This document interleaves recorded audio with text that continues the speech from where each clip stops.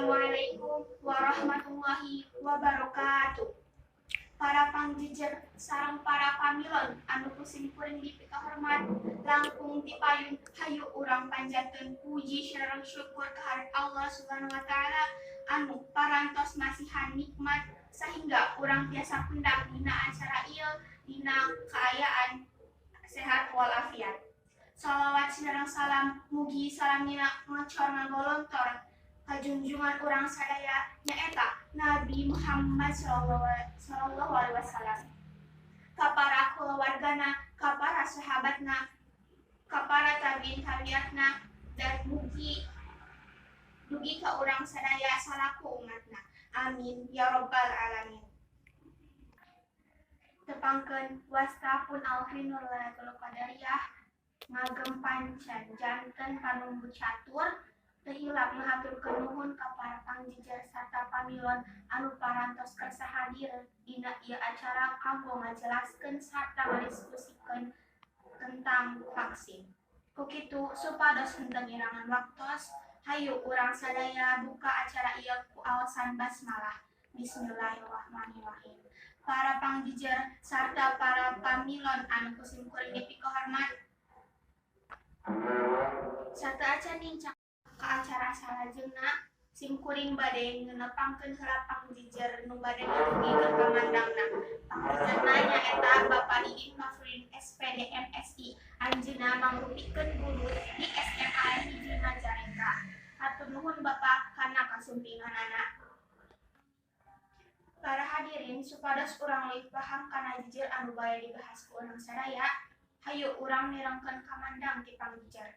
Mangga ka Bapak Didin Mafrudin SPD MSI kanggo ngadumikeun kamandangna.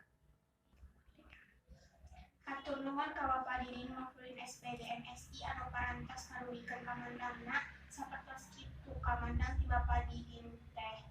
Vaksinasi di masa pandemi teh penting sabab vaksin tiasa ngajadikeun sistem kakabalan tubuh ngalawan bakteri atawa virus penyebab infeksi.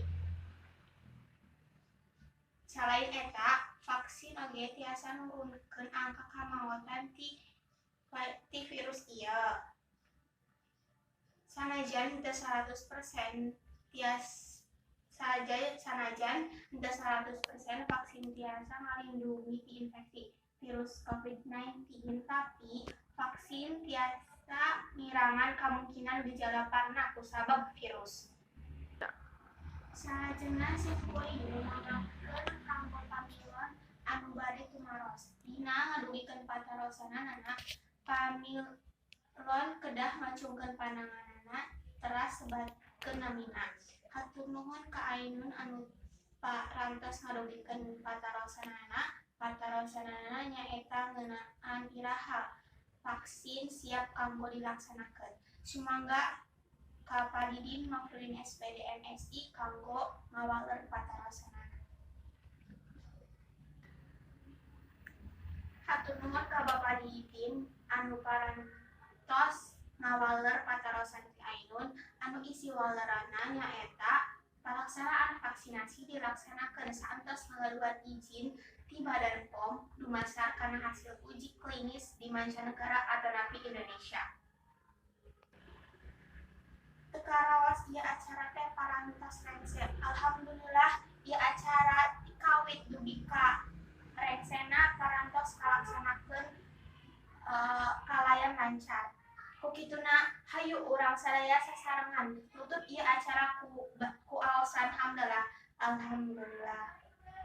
Simkuring salaku panumbu catur nuhunkeun dihapunten bilih aya cariosan anu matak teu geunah kana manah.